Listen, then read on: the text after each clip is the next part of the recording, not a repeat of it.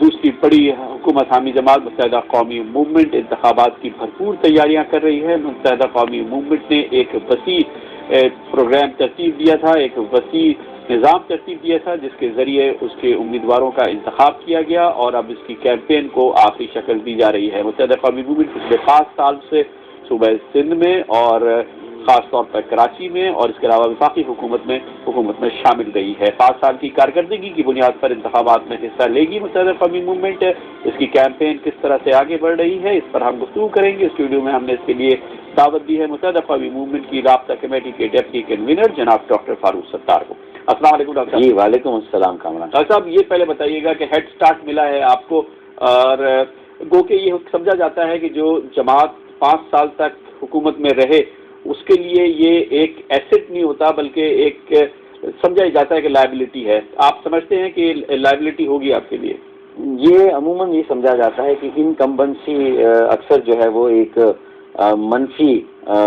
Factor ہوتا ہے، لیکن متحدہ قومی موومنٹ کا یہ وتیرہ ہے کہ وہ اپنی الیکشن کیمپین صرف الیکشن کے اناؤنسمنٹ کے بعد شروع نہیں کرتی، بلکہ ایک الیکشن میں عوام کے ووٹ لینے کے بعد جب قومی صوبہ اسمبلی میں ہم حلف لیتے ہیں یا مقامی اسمبلی میں، شہری اسمبلی میں، تو ہم اسی روز جو اپنی الیکشن کیمپین آئندہ الیکشن کے لیے شروع کرتے ہیں. ہم تو پورے 5 سال کی ہماری جو پولیٹیکل، سوشل اور آرگنائزیشنل پرفارمنس رہی ہے اور جس طرح پورے پاکستان میں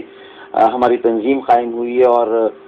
جس طرح ہم نے پولیٹیکل ایشوز کو حکومت میں رہتے ہوئے حکومت کی حلیف جماعت ہوتے ہوئے بہت سارے جو ایسے ایشوز تھے کہ جہاں ہمارے اصولی موقف سے وہ متصادم تھے تو وہ ہم نے کھل کر اور ڈٹ کر اختلاف بھی کیا ہے. بہت ساری ایسی چیزیں بھی ہیں. پھر بالخصوص جو ہماری اپنی کانسٹیٹیوئنسیز ہے وہاں پر ہم نے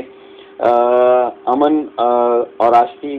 قائم کرنے کے لیے جو کوشش کی، امن عامہ کی صورتحال کو جس طرح بہتر بنایا جس سے تعمیر و ترقی کا ایک مستقل و مسلسل عمل شروع ہوا اور پھر اس کے نتیجے میں خوشحالی کی طرف ایک پیش رفت ہوئی ہے. تو peace has led to progress and progress will lead to prosperity. تو اختیارات سب کے لیے یہ تھیم ہے ہماری اگلے الیکشن کے لیے بھی، جس میں تعلیم سب کے لیے ہے، اہلیت سب کے لیے ہے، برابر کے مواقع تمام پاکستان کے شہریوں کے لیے اقتصادی ترقی کے حوالے سے بھی اور سیاسی عمل میں ان کی شمولیت اور شرکت کے حوالے سے بھی، اور اس کے علاوہ جسے سوشل جسٹس کہتے ہیں، ایکویٹی کہتے ہیں، امپاورمنٹ فار آل. ایسا یہ بتائیے گا کہ اب جبکہ انتخابات کے لیے آپ نے امیدواروں کا اعلان کیا ہے، میں یہ فہرست دیکھ رہا تھا، 60-70% کے قریب ایسے امیدوار ہیں جو کہ فریش ہیں اور وہ لوگ جو کہ پچھلی بار اسمبلیز میں تھے، قومی اسمبلی میں، صوبائی اسمبلی میں، ان کو اس دفعہ آپ کی جماعت نے چانس نہیں دیا ہے. یہ کس طرح سے پروسیس ہوتا ہے اور کیوں ہوا ہے اس طرح سے؟ دیکھیں ہمارے یہاں بنیادی طور پر امیدواروں کا چناؤ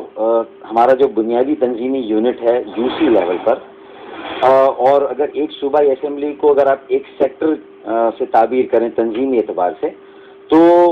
پورے سیکٹر کے کارکنوں کا اجلاس ہوتا ہے اور وہاں پر یہ کئی ماہ پہلے سے ناموں کے چناؤ کا سلسلہ شروع ہوتا ہے. جیسے امریکہ میں پریلیمنریز ہوتی ہیں اور وہاں پر یہ سمجھ لیجیے کہ 10 سے 15 امیدوار سامنے آتے ہیں کارکنوں کی متفقہ رائے سے، اور اس میں ان کی ترتیب بھی بنتی ہے کہ کون پہلے نمبر پر ہے. پھر وہ مختلف انٹرویو کے مراحل سے گزر کر بالآخر رابطہ کمیٹی کی جو 2 بڑی انٹرویو بورڈ یا کمیٹیاں ان کے سامنے پھر نام آتے ہیں، اور اسی طرح یہ 4 کمیٹیاں اندرون سندھ جاتی ہیں اور وہاں پر لوگوں کے انٹرویوز کرتے ہیں. پھر مختلف ضلعی کمیٹی کے ساتھ مرکز کے لوگ جوڑ کر پنجاب، سرحد اور بلوچستان میں انہوں نے اس مرتبہ جو ہے وہ انٹرویو کیا، اور اس کے بعد پھر ہم اس پوزیشن میں آئے کہ ہم پہلی مرتبہ پاکستان میں اتنے بڑے پیمانے پر الیکشن لڑ رہے ہیں. بتائیے گا ڈاکٹر صاحب کہ یہ پروفائل کیا ہے آپ کے کینڈیڈیٹس کا، کیونکہ جو ظاہر ہے کہ پاکستان میں انتخابی سیاست ایک معمولی عمل نہیں ہے، اس میں بڑا اسراف ہوتا ہے، اس میں بڑا خرچہ چاہیے ہوتا ہے، اور اس کے لیے جو نارملی کینڈیڈیٹس ہوتے ہیں وہ بہت ہی انفلوئنشل ہوتے ہیں، رچ ہوتے ہیں، ویل ٹو ڈو ہوتے ہیں، یا ان کے پاس پیسوں کے ذرائع ہوتے ہیں. آپ کے جو کینڈیڈیٹس ہیں ان کا پروفائل کیا ہے؟ دیکھیں متحدہ قومی موومنٹ کے تمام امیدوار متوسط طبقے سے تعلق رکھتے ہیں، نچلے طبقے سے تعلق رکھتے ہیں، ورکنگ کلاس سے تعلق رکھتے ہیں. وہ پروفیشنلز ہو سکتے ہیں جس میں اساتذہ ہیں، کالم نویس ہیں، مدیر ہیں، صحافی حضرات ہیں، ڈاکٹرز ہیں، انجینئرز ہیں، اکاؤنٹنٹس ہیں اور وکلا یا لائرز ہیں. تو یہ اور اندرون سندھ میں، اندرون پاکستان میں دیہی علاقوں میں ہاری کسان ایک عام جو معمولی ایک شہری ہے اس کو بھی موقع ملا ہے، اور وہ بھی ہمارے جو 122 امیدوار ہیں قومی اسمبلی کے پورے پاکستان سے اور 226 صوبہ اسمبلی کے لیے پورے پاکستان سے،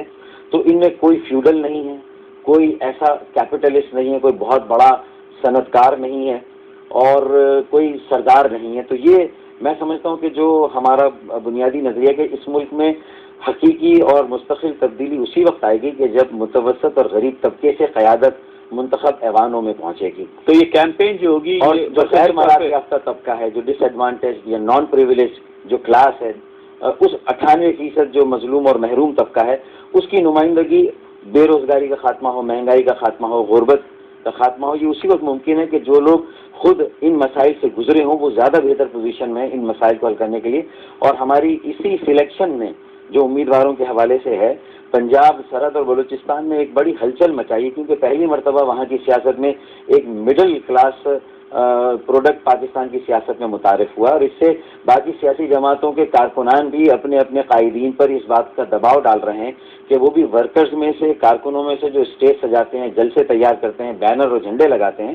انہیں بھی انتخابات کے موقع پر یاد رکھا جائے۔ صرف 1500 خاندانوں کی جو موروثی سیاست ہے اور جو چند بڑے نام ہیں، اور ایک ہی فیملی کے 4-4 5-5 افراد، اگر انہیں ٹکٹ دے دیا جائے تو پھر سیاسی اور جمہوری جدوجہد اس کا حق ادا نہیں ہو سکتا ہے۔ تو متحدہ قومی موومنٹ جو ہے وہ آڈ مین آؤٹ ہے پاکستان کی سیاست میں، اور شاید یہی وجہ ہے کہ اس کی سب سے زیادہ مخالفت بھی ہوتی ہے اور پروپیگنڈا بھی اس کے خلاف اتنا ہوا ہے۔ لیکن میں سمجھتا ہوں کہ اب وہ ساری چیزیں رفتہ رفتہ دور ہو رہی ہیں۔ لوگ متحدہ قومی موومنٹ کے منشور اور سیاسی پروگرام کو، جس میں فیوڈلزم کا خاتمہ ہے، جس میں صوبوں کو مکمل خود مختاری کی منتقلی ہے، اور جس میں سوشو کلچرل ایک ریفارم ہے، سوشو اکنامک جسٹس کی ہم نے بات کی ہے، اور اس میں ہر طرح کی جو تفریق ہے، امتیاز ہے، رنگ اور نسل کی بنیاد پر، مذہب اور فرقے کی بنیاد پر، زبان یا علاقے کی بنیاد پر، اس کو ختم کر کے پاکستان کے ایک عام آدمی کو اس کی جو سب سے بڑی قدر مشترک ہے وہ اس کے مسائل ہیں، وہ اس کا طبقاتی ہم آہنگی ہے، تو اس کی بنیاد پر اس کو جو ہے وہ جوڑنا اور ملک میں قومی مفاہمت پیدا کرنا۔ بہت بہت شکریہ doctor Farooq Sattar, deputy convener